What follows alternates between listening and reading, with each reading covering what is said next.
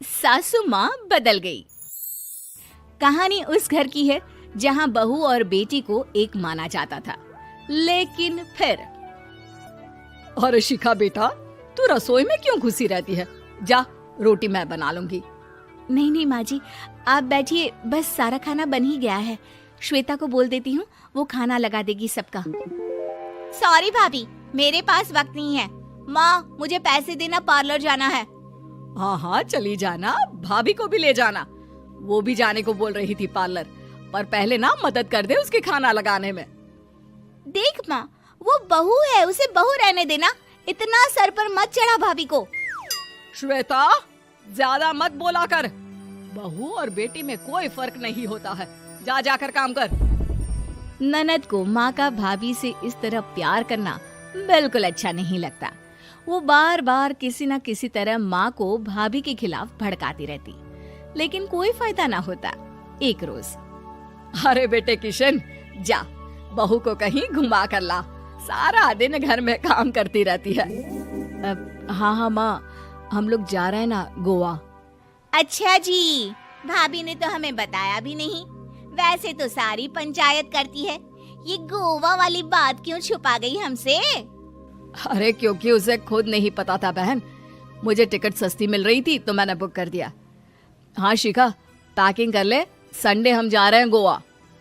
दोपहर में शिखा पैकिंग कर रही थी कि सास आ जाती है। ये क्या बहू, साड़ियाँ? अरे गोवा जा रही है घूमने या फिर शादी में मायके हैं? माँ जी, ऐसा कुछ है ही नहीं, समझ में नहीं आ रहा क्या रखूं कपड़े में। अरे तेरी और श्वेता की साइज तो एक ही है, उसके कुछ मॉडर्न कपड़े ले ले, आकर लौटा देना। हाँ माँ जी, ये ठीक रहेगा। शिखा श्वेता के पास जाती है और उससे कपड़े मांगती है। ना जी ना, मैं अपने कपड़े ना दूं, वैसे भी फैल जाएंगे मेरे कपड़े, बहुत महंगे वाले हैं। शिखा मुंह लटकाकर कमरे में आ जाती है तो सास कहती है, चल तैयार हो जा, तुझे मैं शॉपिंग करा कर लाती हूँ गोवा की। बस फिर क्या था, सास बहू निकल जाते हैं मार्केट और एक से बढ़कर एक ड्रेस खरीद कर घर आते हैं। पहले बता देती कि नए कपड़े दिलाने वाली है भाभी को, तो मैं अपने ही दे देती ना भाभी को, मुझे दिला देती नए कपड़े। देख श्वेता, परिवार का मतलब सबके साथ रहना होता है, ना कि सिर्फ अपना सोचना। वैसे भी तुझे अच्छे संस्कार सीखने चाहिए। और रही बात कपड़ों की, तो शिखा, आज से घर पर भी तू मॉडर्न कपड़े ही पहनेगी। कोई जरूरत नहीं है ये साड़ी वाड़ी लपेटने की। अब क्या था, घर पर श्वेता और शिखा एक जैसे रहते। एक बार पड़ोसन आती है।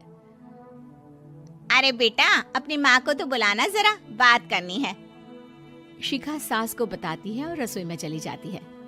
ये आपकी बेटी बहुत बड़ी हो गई है, इसके लिए एक रिश्ता है, कहो तो बता दूं।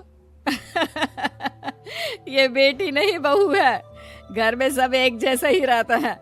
वैसे मेरी बेटी भी बड़ी हो गई है, कोई रिश्ता हो तो जरूर बताना। पड़ोसन रिश्ता लेकर उन लोगों के घर आती है।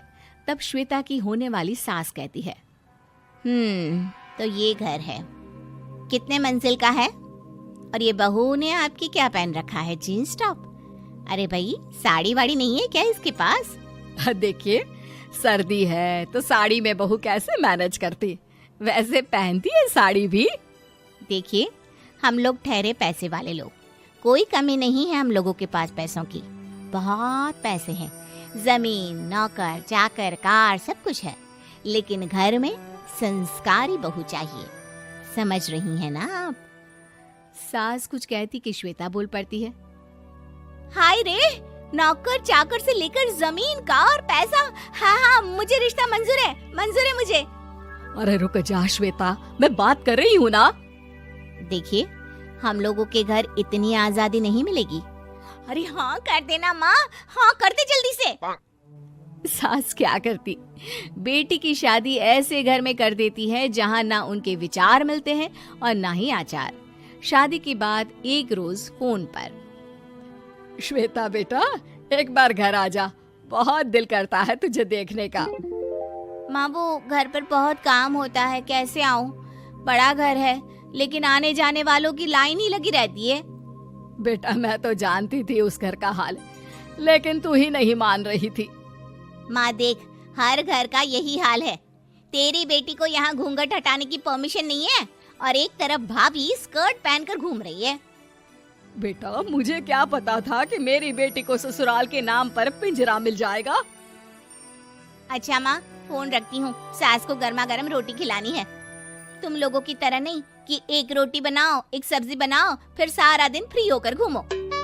सास फोन तो रख देती है, लेकिन सोच में पड़ जाती है कि एक तरफ बेटी जिसे कोई आजादी नहीं, वहीं दूसरी तरफ बहू जिसे देखकर लगता ही नहीं कि उसकी शादी भी हुई है। अगले रोज। शिखा, अरे ओ शिखा। हाँ माँ, क्या हुआ? कुछ चाहिए आपको? मैं जिम जा रही थी।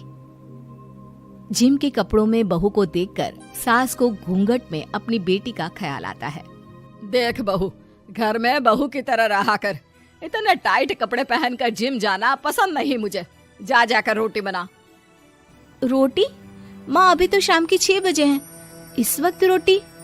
अब क्या मेरे खाने पीने पर भी पहरा है? अरे जब मर्जी तब मैं अपने घर में खा भी नहीं सकती क्या? बहू को अजीब लगता है। वो समझ नहीं पाती कि जो सास कल तक इतनी सपोर्टिव थी, उन्हें अचानक से क्या हो गया। वो किचन में जाती है, गरम रोटी के साथ 2 तरह की सब्जी, रायता, सलाद सब लेकर सास के पास आती है। माँ जी, खाना। इतना सारा खाना? राक्षस समझा है क्या मुझे? रोटी मांगी थी मैंने गर्मा गर्म बस। पर माँ जी, रोटी खाती किससे आप? सब्जी तो बनानी थी ना। अरे भूख मर गई मेरी तेरी बहस से। जा जाकर काम कर, अंदर पूरी रसोई साफ कर। बहू अंदर चली जाती है। थोड़ी देर में श्वेता घर आती है। अरे शिखा जल्दी से चाय ला, पकवान बना, मेरी बेटी आई है। अरे नहीं नहीं माँ, ड्राइवर बाहर खड़ा है। मैं तो घर का कोई सामान खरीदने के बहाने यहाँ आ गई हूँ, मुझे जाना होगा। अरे बेटा, पर कितने दिनों बाद देख रही हूँ तुझे, रहने आ जाना 2-4 दिन के लिए। आ जाऊंगी माँ, जब मेरी सास मरेगी तब। मैं तो रोज मन्नत मानती हूँ कि मेरी सास मर जाए तो अच्छा है। अच्छा चल, जा रही हूँ माँ। हे भगवान, कैसे कैसे दिन देखने पड़ रहे हैं मेरी बेटी को। सास अंदर जाती है, जहाँ श्वेता की जिम वाली सहेली का फोन आया होता है। क्या बात है, आज जिम नहीं आई? अरे पता नहीं यार, आज माँ को क्या हो गया अचानक। पर खैर कोई नहीं, लगता नहीं कि मैं अब जिम आ पाऊंगी। शिखा स्पीकर पर बात कर रही थी, जिसे सास सुन रही थी। यार ये सास ना होती ही ऐसी है। मैं तो कहती हूँ बुढ़िया जल्दी मरे और तू आराम से जिए। शिखा को सहेली की बात पर गुस्सा आ जाता है। माँ के मरने की कौन सा बच्चा दुआ मांगता है मोहिनी? आगे से ऐसी बात मेरे सामने मत करना। हमारे घर की शोभा ही माँ है। क्या हुआ जो थोड़ी सख्ती दिखा रही है? उसमें भी कोई ना कोई उनकी भलाई ही होगी। मैं तो कहती हूँ भगवान मेरे जैसी सास सबको दे, जो सिर्फ माँ की तरह है। सास वाली तो कोई बात ही नहीं है उनमें। सास ये बात सुन रही थी। उनकी आंख में आंसू आ जाते हैं कि क्यों वो बेटे की किस्मत में बहू को भी भागीदार बना रही थी। शिखा, अरे ओ शिखा, क्या हो गया? जिम नहीं